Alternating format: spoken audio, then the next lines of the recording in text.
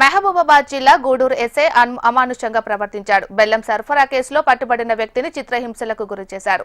వద్దని వేడుకున్నా నోట్లో రాడ్లు పెట్టి కాలు చేతులు కట్టేసి బూటుకాలుతో తన్నాడు. గోవిందపురం గ్రామానికి చెందిన ప్రశాంత్ బెల్లం తరలిస్తూ పోలీసులకు పట్టుబడ్డాడు. ప్రశాంత్ పై కేసు నమోదు చేసిన పోలీసులు అతని వాహనాన్ని స్వాధీనం చేసుకున్నారు. ఆ తర్వాత స్టేషన్ బెయిల్ ఇచ్చి పంపిన పోలీసులు మరోసారి రావాలని ప్రశాంత్ కు ఫోన్ చేశారు. స్టేషన్ కు వెళ్లిన ప్రశాంత్ ను కేసు ఇంకా అవ్వలేదు అని డబ్బులు ఇస్తే కేసు కాకుండా చేస్తామని ఎస్ఐ గిరిధర్ రెడ్డి చెప్పారు. ప్రశాంత్ డబ్బులు ఇవ్వకపోవడంతో సెల్లో వేసి నోట్లో రాడ్లు పెట్టి కొట్టారు.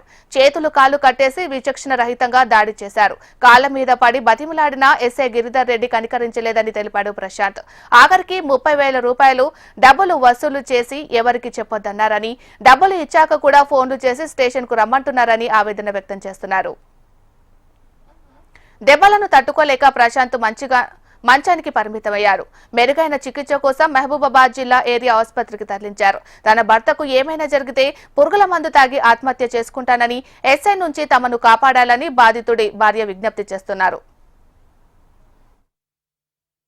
దొంగ చెను చేసిందా ఏం చేసిందని అంతగా కొట్టిండు మా ఆయనకు. మరి మీరు ఎందుకు కొట్టిర్రు?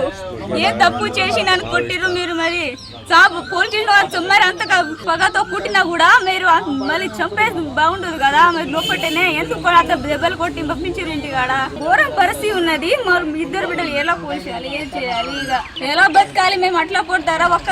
అసలు రూలే లేదు కొట్టడానికి. ఒక బెల్లం ఒక బస్సా దొరికితే కొట్టిన ఎక్కడైనా ఉందా ఇది? అసలు నా పేరు అమూల్ ప్రశాంత్ సార్. మాది గోవిందపురం సార్. మాది శుక్రవారం సార్ ఒక కూలిపోయినా సార్. కూలిపోయి బస్సు బెల్లం వేసుకొచ్చినా సార్. వేసుకుంటా అంటే కానిస్టేబుల్ పట్టుకున్నారు సార్. పట్టుకొని అందులో కొట్టిరు సార్. ఫస్ట్ జేబులో ఫోను డబ్బులు తీసుకున్నారు సార్. 30,000 రూపాయలు క్యాష్ సార్. ఫోన్ తీసుకుని సార్ అందులో అక్కడి నుంచి కొట్టుకొచ్చారు సార్. కొట్టుకొచ్చి మైండ్ మొత్తం చూసారు సార్. బెల్లం ఇక్కడ దొరకలేదు సార్. అందులో స్టేషన్స్కి పోయారు సార్. పోయి ఆ నైట్ మొత్తం కొట్టిరు సార్. పొద్దున 5 గంటలకు మా బామ్మడి 12 గంటలకు తీసుకుపోయారు సార్. నా ఇక్కడ నుంచి ఇంటి నుంచి 5 గంటలకు సార్ మా బామ్మడి ఫోన్ వేస్తే వచ్చింది సార్. వచ్చి ఎస్ఎన్గా బట్టి తీసుకొచ్చింది సార్. మళ్ళీ తెల్లారే 8 గంటలు రాని చెప్పింది సార్. వచ్చి మళ్ళీ అక్కడ నైట్ మన 8 గంటలు అంటే నాకు దాకుండా పోయినా సార్. అక్కడ నుంచి మళ్ళీ 3 గంటలకు పోతే ఒక 2 గంటలు కొట్టింది సార్. కొట్టేసి మళ్ళీ అంటున్నాను కదా సార్. మళ్ళీ నువ్వు రేపు ఆదివారం బంద్ కదా, మళ్ళీ సోమవారం రాని చెప్పింది సార్. సోమవారం చెప్పింది సార్. బండి ఇస్తా నువ్వు రా బామని చెప్పింది సార్. అయితే సోమవారం పోయినా సార్. నేను కొట్టరు ఏం చేయాలి, నీకు స్టేషన్లో ఇప్పిస్తా, నేను కొట్టని చెప్పిన. అయితే పోయినా సార్. ఒక్కనే పోయినా, ఇద్దరు పోయినా సార్. మా బావ నేను పోతే 2 గంటల సేపు రూమ్లో ఉంచింది సార్. ఈ తర్వాత ఆయనకి ఎస్ఐ గారికి ఫోన్ వచ్చింది సార్.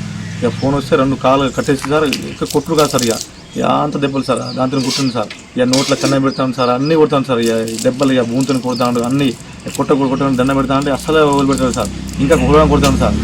మళ్ళీ నువ్వు మళ్ళీ 8 గంటలు రాకపోతే ఇక నీకు వేరే కొట్టి ఉంటుంది అంటాను సార్.